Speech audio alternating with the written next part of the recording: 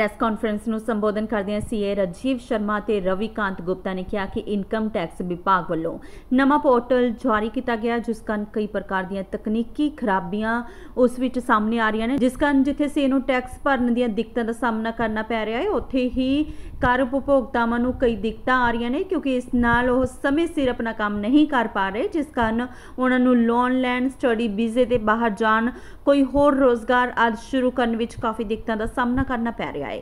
ਉਹਨਾਂ ਨੇ ਕਿਹਾ ਕਿ ਪੁਰਾਣੇ ਪੋਰਟਲ ਵਿੱਚ ਕਿਸੇ ਵੀ ਪ੍ਰਕਾਰ ਦੀ ਦਿੱਕਤ ਨਹੀਂ ਸੀ। ਵਿਭਾਗ ਵੱਲੋਂ ਨਵੇਂ ਪੋਰਟਲ ਨੂੰ ਜਲਦਬਾਜ਼ੀ ਦੇ ਵਿੱਚ ਲਾਂਚ ਕੀਤਾ ਗਿਆ, ਜਿਸ ਕਾਰਨ ਉਸ ਵਿੱਚ ਕਈ ਖਾਮੀਆਂ ਰਹਿ ਗਈਆਂ ਨੇ। ਉਹਨਾਂ ਕਿਹਾ ਕਿ ਇਹ ਸਰਕਾਰ ਪਹਿਲਾਂ ਵੀ ਜਲਦਬਾਜ਼ੀ ਦੇ ਵਿੱਚ ਕਈ ਫੈਸਲੇ ਲੈ ਚੁੱਕੀ ਹੈ, ਜਿਸ ਦਾ ਨੁਕਸਾਨ ਬਾਅਦ ਵਿੱਚ ਭੁਗਤਣਾ ਪਿਆ ਹੈ। ਉਹਨਾਂ ਨੇ ਕੇਂਦਰ ਸਰਕਾਰ ਅਤੇ ਇਨਕਮ ਟੈਕਸ ਡਿਪਾਰਟਮੈਂਟ ਨੂੰ ਅਪੀਲ ਕਰਦਿਆਂ ਕਿਹਾ ਕਿ ਇਸ ਤਕਨੀਕੀ ਖਾਮੀਆਂ ਨੂੰ ਜਲਦ ਹੀ ਦੂਰ ਕੀਤਾ ਜਾਵੇ, ਤਾਂ ਕਿ ਜੋ ਟੈਕਸ ਪ੍ਰੋਫੈਸ਼ਨਲ ਅਤੇ ਕਰ ਉਪਭੋਗਤਾ ਹਨ, ਉਹਨਾਂ ਨੂੰ ਕਿਸੇ ਪ੍ਰਕਾਰ ਦੀ ਤਕਨੀਕੀ ਦਿੱਕਤ ਦਾ ਸਾਹਮਣਾ ਨਾ ਕਰਨਾ ਪਵੇ।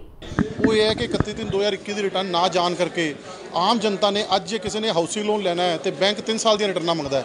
ਅਗਰ ਉਹਦੇ ਕੋਲ 2 ਸਾਲ ਦੀ ਰਿਟਰਨ ਹੈ ਤੇ ਤੀਜੇ ਸਾਲ ਦੀ ਰਿਟਰਨ ਉਹ ਨਹੀਂ ਭਰ ਪਾਉਂਦਾ, ਤੇ ਜੇ ਉਹਨੇ ਆਲਰੇਡੀ ਕਿਸੇ ਮਕਾਨ ਨੂੰ ਖਰੀਦਣ ਦਾ ਬਿਆਨਾ ਕੀਤਾ ਹੋਇਆ ਤੇ ਬੈਂਕ ਤੋਂ ਜੇ ਉਹਨੂੰ ਲੋਨ ਨਾ ਮਿਲਿਆ ਤੇ ਉਹਦਾ ਬਿਆਨਾ ਵੀ ਕਿਸੇ ਵਕਤ ਮਰ ਸਕਦਾ ਹੈ। ਇਸੇ ਤਰ੍ਹਾਂ ਕਿਸੇ ਨੇ ਕੋਈ ਕਾਰ ਖਰੀਦਣੀ ਹੈ, ਇਸੇ ਤਰ੍ਹਾਂ ਕਿਸੇ ਨੇ ਕੋਈ ਹੋਰ ਆਪਣੀ ਲਿਮਿਟ ਲੈਣੀ ਹੈ, ਇਸੇ ਤਰ੍ਹਾਂ ਕਿਸੇ ਨੇ ਬਾਹਰ ਵਿਦੇਸ਼ ਜਾਣਾ ਹੈ ਤੇ ਉਹਦੇ ਲਈ 3 ਸਾਲ ਦੀਆਂ ਰਿਟਰਨਾਂ ਸਾਰੇ ਡਿਪਾਰਟਮੈਂਟ ਮੰਗਦੇ ਆ। ਪਰ ਜੇ ਕਿਸੇ ਦੇ ਕੋਲ ਤੀਜੇ ਸਾਲ ਦੀ ਰਿਟਰਨ ਜਾਂ ਲੇਟੈਸਟ ਰਿਟਰਨ ਅਗਰ ਅਵੇਲੇਬਲ ਨਹੀਂ ਹੈ ਤੇ ਉਸ ਕਰਕੇ ਉਹਨੂੰ ਬਹੁਤ ਵੱਡੀ ਪਰੇਸ਼ਾਨੀ ਆ ਰਹੀ ਹੈ। ਇਹ ਆਮ ਜਨਤਾ ਦੀ ਪਰੇਸ਼ਾਨੀ ਹੈ। ਔਰ ਅਸੀਂ ਚਾਰਟਰਡ ਅਕਾਊਂਟੈਂਟ ਜਿਨ੍ਹਾਂ ਨੂੰ 30 40 50 ਸਾਲ ਹੋ ਗਏ, ਅਗਰ ਸਾਡੇ ਕੋਲੋਂ ਪੋਰਟਲ ਨਹੀਂ ਚੱਲ ਪਾ ਰਿਹਾ ਤੇ ਜਿਹੜਾ ਸਾਡੇ ਸਰਕਾਰ ਦਾ ease of doing business, ease of doing work ਦਾ ਜਿਹੜਾ ਨਾਰਾ ਹੈ, ਉਹ ਨਾਰਾ ਪੂਰੀ ਤਰ੍ਹਾਂ ਫੇਲ ਹੈ। ਬਹੁਤ ਧੰਨਵਾਦ। ਉਹ ਸਿਰਫ ਜੁਮਲੇਬਾਜ਼ੀ ਹੈ ਜੀ। ਸਾਡੀ ਤਾਂ ਸਰਕਾਰ ਨੇ, ਮੈਨੂੰ ਇਹ ਲੱਗਦਾ ਹੈ ਕਿ ਹੁਣ ਤਾਂ ਸਰਕਾਰ ਓਫੀਸ਼ੀਅਲੀ ਆਪ ਹੀ ਐਗਰੀ ਕਰ ਗਈ ਕਿ ਜੀ ਬਹੁਤ ਸਾਰੇ ਜੁਮਲੇ ਹੈ ਜਿਹੜੇ ਕਿ ਬੋਲੇ ਜਾਂਦੇ ਆ, ਜਿਹੜੇ ਮਾਈਕ ਤੇ ਬੋਲੇ ਜਾਂਦੇ ਆ, ਮੀਡੀਆ ਲਈ ਬੋਲੇ ਜਾਂਦੇ ਆ, ਜਨਤਾ ਦੇ ਲਈ ਬੋਲੇ ਜਾਂਦੇ ਆ, ਵੋਟਾਂ ਦੇ ਲਈ ਬੋਲੇ ਜਾਂਦੇ ਆ, ਵਿਦੇਸ਼ਾਂ ਨੂੰ ਸੁਣਾਉਣ ਲਈ ਬੋਲੇ ਜਾਂਦੇ ਆ ਕਿ ਜਿੱਦਾਂ ਕਾਲੇ ਤਨ ਦਾ ਜੁਮਲਾ ਸੀਗਾ ਜਾਂ 15 ਲੱਖ ਦਾ ਜੁਮਲਾ ਸੀਗਾ, ਹੋਰ ਮੈਂ ਕਿੰਨੇ ਜੁਮਲੇ ਗਿਣਾਵਾਂ। ਉਹ ਸਾਰੇ ਜੁਮਲੇ ਇਹ ਉਸੇ ਤਰ੍ਹਾਂ ਇਹ ease of doing work, ease of doing business ਇਸ ਦੇਸ਼ ਦੇ ਵਿੱਚ ਇੱਕ ਬਹੁਤ ਵੱਡਾ ਜੁਮਲਾ। ਜਿੱਦਾਂ ਕਿ ਮੈਂ ਜਦੋਂ ਮੈਂ ਪ੍ਰੋਗਰਾਮ ਸ਼ੁਰੂ ਕੀਤਾ ਸੀਗਾ, ਮੈਂ ਤੁਹਾਨੂੰ ਕਿਹਾ ਸੀ ਕਿ ਮੀਡੀਆ ਜਿਹੜਾ ਹੈਗਾ ਉਹ 4th ਪਿਲਰ ਹੈ ਡੈਮੋਕ੍ਰੇਸੀ ਦਾ। ਮੀਡੀਆ ਤੋਂ ਬਿਨਾਂ ਇਹ ਡੈਮੋਕ੍ਰੇਸੀ ਨਹੀਂ ਚੱਲ ਸਕਦੀ। ਪਰ ਤੁਸੀਂ ਸਾਰੇ ਜਾਣੂ ਹੋ ਕਿ ਅੱਜ ਮੀਡੀਆ ਦੇ ਨਾਲ ਵੀ ਕੀ ਹੋ ਰਿਹਾ। ਮੀਡੀਆ ਵੀ ਬਹੁਤ ਕੰਫਰਟੇਬਲ ਨਹੀਂ ਹੈ। ਮੀਡੀਆ ਦੇ ਉੱਤੇ ਵੀ ਕਿਤੇ ਨਾ ਕਿਤੇ ਬਹੁਤ ਵੱਡੀ ਆਂਚ ਆ ਰਹੀ ਹੈ। ਮੀਡੀਆ ਵੀ ਅੰਡਰ ਡਿਸਟ੍ਰੈਸ ਹੈ। ਤੋ ਇਹ ਕੋਈ ਅੱਛਾ ਨਹੀਂ ਹੋ ਰਿਹਾ। ਇਹਨਾਂ ਨੂੰ ਕੁਝ ਸ਼ੁਰੂ ਕਰਨ ਤੋਂ ਪਹਿਲਾਂ ਘੱਟੋ ਘੱਟ ਸਲਾਹ ਲਿੱਤੀ ਜਾ ਸਕਦੀ ਹੈ, ਐਕਸਪਰਟ ਓਪੀਨੀਅਨ ਲਿੱਤਾ ਜਾ ਸਕਦਾ ਹੈ, ਲੋਕਾਂ ਦੇ ਕੋਲੋਂ ਗਾਈਡੈਂਸ ਲਿੱਤੀ ਜਾ ਸਕਦੀ ਹੈ ਕਿ ਕੀ ਕੀਤਾ ਜਾਵੇ। ਜਿੱਦਾਂ ਬੜਾ ਸੌਖਾ ਤਰੀਕਾ ਸੀਗਾ ਜਦੋਂ ਇਹਨਾਂ ਨੇ ਬੈਂਕ ਮਰਜ ਕੀਤੇ, ਮੰਨ ਲਓ 3 ਬੈਂਕ ਮਰਜ ਕੀਤੇ, ਇੱਕ ਬੈਂਕ ਦੀ ਸਾਈਟ ਦੇ ਉੱਤੇ ਤਿੰਨੋਂ ਬੈਂਕਾਂ ਦੀ ਸਾਈਟ ਪਾਤੀ। ਤੁਸੀਂ ਜਿਹੜੇ ਬੈਂਕ ਦੇ ਕਸਟਮਰ ਸੀਗੇ ਪੁਰਾਣੇ ਦੇ, ਉਹਦੇ ਉੱਤੇ ਕਲਿੱਕ ਕਰੋ ਤੇ ਆਪਣਾ ਕੰਮ ਕਰ ਲਓ। ਸਿਮਿਲਰਲੀ ਅਗਰ ਇਹਨਾਂ ਨੇ ਇਨਕਮ ਟੈਕਸ ਦਾ ਨਵਾਂ ਪੋਰਟਲ ਲੈ ਕੇ ਵੀ ਆਉਣਾ ਸੀਗਾ, ਬੜਾ ਸੌਖਾ ਤਰੀਕਾ ਸੀਗਾ, ਨਵਾਂ ਪੋਰਟਲ ਲਾਂਚ ਕਰ ਦਿੰਦੇ, ਉਹਦੇ ਵਿੱਚ ਹੀ ਪੁਰਾਣੇ ਪੋਰਟਲ ਦਾ ਲਿੰਕ ਪਾ ਦਿੰਦੇ ਵੀ ਜਦੋਂ ਤੱਕ ਨਵਾਂ ਪੋਰਟਲ ਪੂਰੀ ਤਰ੍ਹਾਂ ਕੰਮ ਨਹੀਂ ਕਰਦਾ, ਉਦੋਂ ਤੱਕ ਤੁਸੀਂ ਪੁਰਾਣੇ ਪੋਰਟਲ ਦੇ ਥਰੂ ਕੰਮ ਕਰੀ ਜਾਓ। ਜਿਸ ਦਿਨ ਨਵਾਂ ਪੋਰਟਲ ਕੰਮ ਕਰ ਜਾਏਗਾ, ਉਹ ਸਾਰਾ ਡਾਟਾ ਉੱਤੇ ਟ੍ਰਾਂਸਫਰ ਹੋ ਜਾਏਗਾ। ਪੁਰਾਣੇ ਪੋਰਟਲ ਦੇ ਵਿੱਚ ਅਸੀਂ ਪਿਛਲੇ 12 15 18 ਸਾਲ ਤੋਂ ਕੰਮ ਕਰ ਰਹੇ ਸੀਗੇ, ਸਾਨੂੰ ਕੋਈ ਪ੍ਰੋਬਲਮ ਨਹੀਂ ਆ ਰਹੀ ਸੀਗੀ, ਬੜੇ ਆਰਾਮ ਨਾਲ ਕੰਮ ਹੋ ਰਿਹਾ ਸੀਗਾ, ਬੜਾ ਵਧੀਆ ਕੰਮ ਹੋ ਰਿਹਾ ਸੀਗਾ। ਇਹਦੇ 'ਚ ਕੋਈ ਸ਼ੱਕ ਨਹੀਂ ਕਿ ਭਾਰਤ ਸਰਕਾਰ ਨੇ ਜਿਹੜਾ ਇਹ ਨਵਾਂ ਪੋਰਟਲ ਲੈ ਕੇ ਆ ਰਹੇ ਆ, ਨਵੇਂ ਪੋਰਟਲ ਦੇ ਵਿੱਚ ਕੁਝ ਨਵੀਆਂ ਚੀਜ਼ਾਂ ਲੈ ਕੇ ਆ ਰਹੇ ਆ, ਕੁਝ ਨਵੀਂ ਇਨਫੋਰਮੇਸ਼ਨ ਲੈ ਕੇ ਆ ਰਹੇ ਆ। ਇਹ ਸਾਰਾ ਕੁਝ ਲਿੰਕ ਕਰ ਰਹੇ ਆ, ਬੈਂਕਾਂ ਨੂੰ ਲਿੰਕ ਕਰ ਰਹੇ ਆ, ਆਧਾਰ ਕਾਰਡ ਨੂੰ, ਪੈਨ ਕਾਰਡ ਨੂੰ, ਸਾਰਿਆਂ ਦੇ ਲਿੰਕ ਕਰ ਰਹੇ ਆ, ਤਾਂ ਕਿ ਜਿੱਥੇ ਵੀ ਕਿਸੇ ਬੰਦੇ ਦੀ ਕੋਈ ਟ੍ਰਾਂਜੈਕਸ਼ਨ ਹੋਏਗੀ, ਉਹ ਸਾਰੀ ਟ੍ਰਾਂਜੈਕਸ਼ਨ ਇੱਕੋ ਜਗ੍ਹਾ ਬੋਲੇਗੀ।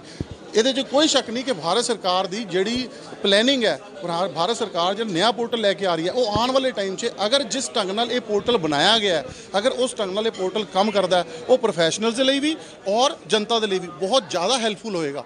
ਲੇਕਿਨ ਕਦੋਂ ਹੋਏਗਾ? ਸਵਾਲ ਤਾਂ ਇਹ ਹੈ ਜਿਹੜਾ ਕਿ 7 ਜੂਨ ਨੂੰ ਲਾਗੂ ਹੋ ਜਾਣਾ ਸੀ। ਅੱਜ ਅਸੀਂ 15 ਜੁਲਾਈ 'ਚ ਖੜੇ ਹਾਂ, ਸਵਾ ਮਹੀਨਾ ਬੀਤ ਗਿਆ ਔਰ 31 ਜੁਲਾਈ ਲਾਸਟ ਡੇਟ ਹੈ ਰਿਟਰਨ ਭਰਨ ਦੀ। ਔਰ ਉਸ ਤੋਂ ਬਾਅਦ ਜਿਹੜਾ ਬੰਦਾ, ਮੰਨ ਲਓ ਤੁਸੀਂ ਅੱਜ 31 ਜੁਲਾਈ ਦੀ ਰਿਟਰਨ ਭਰਨੀ ਹੈ, ਤੁਹਾਡਾ 5000 ਰੁਪਏ ਟੈਕਸ ਬਣਦਾ ਹੈ ਔਰ ਤੁਹਾਡੀ ਰਿਟਰਨ ਅਗਰ 31 ਜੁਲਾਈ ਤੋਂ ਬਾਅਦ ਜਾਂਦੀ ਹੈ ਤੇ ਤੁਹਾਨੂੰ ਉਹਦੇ ਉੱਤੇ 18% ਵਿਆਜ ਦੇਣਾ ਪਏਗਾ।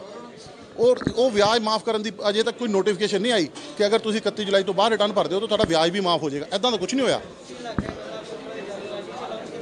ਹਾਂਜੀ, ਜਲਦਬਾਜ਼ੀ 'ਚ ਲਾਂਚ ਕੀਤਾ ਗਿਆ, ਪੂਰੀ ਕਾਰਵਾਈ ਨਹੀਂ ਕੀਤੀ ਗਈ। ਜਿੱਦਾਂ ਕਿ ਹੋਰ ਵੀ, ਅਗਰ ਮੈਂ ਨਾਮ ਨਹੀਂ ਲੈਣਾ ਚਾਹੁੰਦਾ, ਕਿ ਜਿਹੜੇ ਪਹਿਲਾਂ ਵੀ ਕਈ ਇਹੋ ਜਿਹੇ ਡਿਸੀਜਨ ਲਿੱਤੇ ਗਏ ਹੈ ਕਿ ਜਿਨ੍ਹਾਂ ਦੇ ਵਕਤ ਜਦੋਂ ਉਹਨਾਂ ਨੂੰ ਲਾਗੂ ਕੀਤਾ ਗਿਆ, ਉਹਨੂੰ ਲਾਗੂ ਕਰਨ ਤੋਂ ਪਹਿਲਾਂ ਹੋਮਵਰਕ ਨਹੀਂ ਕੀਤਾ ਗਿਆ। ਉਹਨਾਂ ਨੂੰ ਅਗਰ ਪਹਿਲਾਂ ਲਾਗੂ ਕਰਨ ਤੋਂ ਪਹਿਲਾਂ ਹੋਮਵਰਕ ਕੀਤਾ ਜਾਵੇ, ਜਿੱਦਾਂ ਕਿ ਮੈਂ ਪਹਿਲਾਂ ਵੀ ਕਹਿ ਰਿਹਾ ਕਿ ਪ੍ਰੋਫੈਸ਼ਨਲ ਤੋਂ ਹੈਲਪ ਲੈ ਲਓ। ਅਸੀਂ ਪ੍ਰੋਫੈਸ਼ਨਲ ਹਰ ਵਕਤ ਸਰਕਾਰ ਦੇ ਨਾਲ ਖੜੇ ਹਾਂ, ਮੋਢੇ ਨਾਲ ਮੋਢਾ ਲਗਾ ਕੇ ਖੜੇ ਹਾਂ।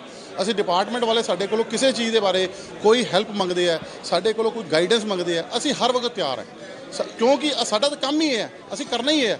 ਔਰ ਇੱਕ ਪ੍ਰੋਫੈਸ਼ਨਲ ਜਿਹੜੇ ਨੇ ਚਾਰਟਰਡ ਅਕਾਊਂਟੈਂਟਸ ਹੈ, ਐਡਵੋਕੇਟ ਹੈ, ਇਨਕਮ ਟੈਕਸ ਪ੍ਰੈਕਟੀਸ਼ਨਰ ਹੈ, ਅਸੀਂ ਸਾਰੇ ਜਨਤਾ ਤੇ ਡਿਪਾਰਟਮੈਂਟ ਤੇ ਸਰਕਾਰ ਦੇ ਵਿੱਚ ਦੀ ਇੱਕ ਕੜੀ ਹੈ।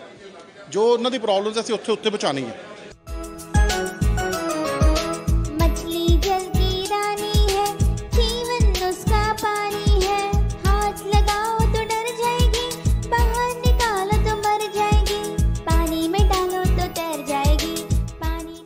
हाँ जी, मैं अज इत्थे तुहाडे चैनल के द्वारा सीए राजीव शर्मा जिहड़ा कि इस एसोसीएशन का वाइस प्रधान है, मेरे नाल खड़े ने सीए रविकांत गुप्ता जी जिहड़े सकत्तर ने। साडी डिस्ट्रिक्ट टैक्सेशन बार एसोसीएशन जिहड़ी 1981 ਦੇ ਵਿੱਚ ਸਥਾਪਿਤ ਹੋਈ ਸੀ। साडा पूरा फर्ज बनता है कि असी जिहड़े अपने मैंबर चार्टर्ड अकाउंटेंट्स एडवोकेट्स और टैक्स प्रोफैशनल्स ने उन्होंने आने वाली समस्यावां नूं असी अगे अधिकारियों तक और मिनिस्ट्रीज तक पहुँचाइए। अज की प्रैस कॉन्फ्रेंस का साडा जिहड़ा मुख मुद्दा यह है कि इनकम टैक्स डिपार्टमेंट द्वारा एक इनकम टैक्स का नवा पोर्टल जारी किया गया है, पर वो पोर्टल काम नहीं कर रहा। उस पोर्टल के काम ना करन नाल ना तो असी अपनी रिटर्नां भर रहे हैं असैसिस दियां भर पा रहे हैं, ना ही सानू पुरानियां रिटर्नां दे रिफंड आ पा रहे हैं। जे सानू कोई इनकम टैक्स तो नोटिस आंदा है असी उहदा जवाब फाइल नहीं कर पा रहे, असी कोई अपील फाइल नहीं कर पा रहे। ਜਿਹੜੇ ਅਸੀਂ ਪਹਿਲਾਂ जवाब फाइल किए ने वो साडे पोर्टल ते दिखाई नहीं दे रहे। जे कोई पासवर्ड अपना रीसैट करना चाहता है तो वो पासवर्ड रीसैट नहीं हो पा रहा। तो मैं तुहानूं एक गल दसांगा कि मुख मुद्दा यह है कि असी अपनी प्रैक्टिस दे विच इनकम टैक्स के मुतालिक तकरीबन कोई भी काम नहीं कर पा रहे हैं। हुण जरूरत यह है कि करदाता जिन्होंने ये समस्यावां आ रही ने, जे कोई रिटर्न नहीं भरेगा तो वह फॉरन दे विच स्टडी वीजे ते जाना चाहता है तो बिना रिटर्न भरन तो नहीं जा सकता, अपना बैंक लोन अप्लाई नहीं कर सकता। और सरकार की जिहड़ी टैक्स कलैक्शन है जिहड़ी हर मंथ प्रॉपर होनी चाहिए है वो नहीं हो पा रही। जिन्होंने TDS के रिफंड आने ने अपने इनकम टैक्स के वो नहीं आ पा रहे। तो पूरा एक सिस्टम साडा हिलिया पिया। तो साडी कोशिश ये है, असीं इत्थे मानयोग अधिकारी साहब नाल भी गल कीती, असीं हुण अपना एक मैमोरेंडम मानयोग चीफ कमिश्नर साहब के थ्रू और डायरैक्ट भी अपने केंद्रीय वित्त मंत्री निर्मला सीतारमन जी नूं और मानयोग प्रधानमंत्री श्री नरेंद्र मोदी जी तक पहुँचाने की कोशिश करांगे। उत्थे सानूं पूरी उम्मीद है कि तुहाडे मीडिया के सहयोग नाल और साडे प्रयासां दे नाल साडीआं समस्यावां दा हल होएगा। पोर्टल की वर्किंग जल्दी तो जल्दी ठीक करनी यकीनी बनाई जाएगी।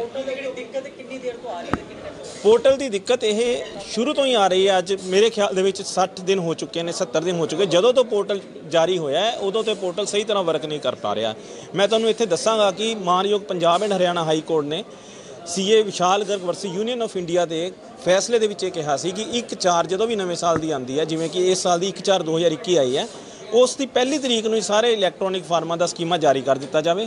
पर हले तक ITR 2, 3, 4, 5, 7 का स्कीमा भी जारी नहीं होया।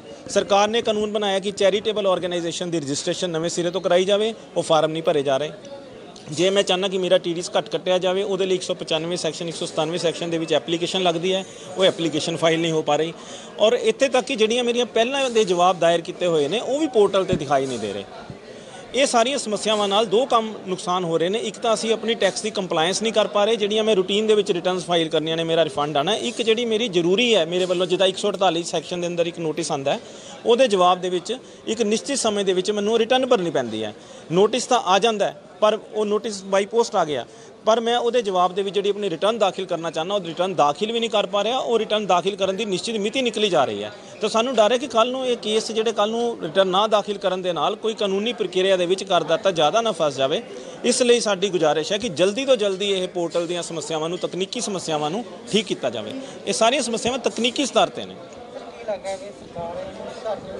बिल्कुल जी, असी पहला भी असी मैमोरेंडम साढ़े अलग अलग एसोसीएशन ने दिते। अज भी साढ़े कोल district taxation bar association, indirect tax consultant association, institute of chartered accountants of India, सारे दे नुमाइंदे साढ़े नाल खड़े ने।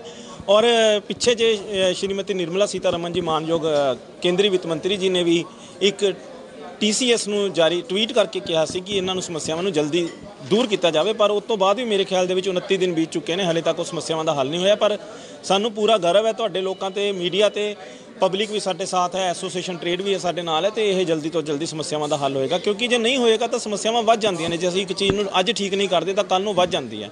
मैं अपनी कुल रिटर्नां जिहड़ियां इनकम टैक्स दीयां ने मैं किन्नी तरीक तक भर पावांगा, कुल ऑडिट कदों कर पावांगा, करदाता कदों तक समस्या दे विच ग्रस्त रहेगा। और कल नूं नोटिस वधणगे। ईज़ ऑफ डूइंग बिजनस लिए जरूरी है कि असी ਟੈਕਨੀਕ ਨੂੰ ਬਹੁਤ ਠੀਕ ਰੱਖੀਏ, ਆਪਣੇ ਪੋਰਟਲ ਨੂੰ ਫਟਾਫਟ ਠੀਕ ਕੀਤਾ ਜਾਵੇ। ਲੁਧਿਆਣਾ ਤੋਂ ਉਡਾਨ ਨਿਊਜ਼ 24 ਲਈ ਸੁਰਿੰਦਰ ਅਰੋੜਾ ਦੀ ਰਿਪੋਰਟ। ਤਾਜ਼ਾ ਖਬਰਾਂ ਵੇਖਣ ਲਈ ਸਾਡੇ ਚੈਨਲ ਨੂੰ ਸਬਸਕ੍ਰਾਈਬ ਕਰੋ ਅਤੇ ਅਪਡੇਟ ਜਾਣਕਾਰੀ ਲਈ ਬੈਲ ਆਈਕਨ ਵੀ ਦਬਾਓ ਤਾਂ ਜੋ ਨੋਟੀਫਿਕੇਸ਼ਨ ਮਿਲਦੀ ਰਹੇ।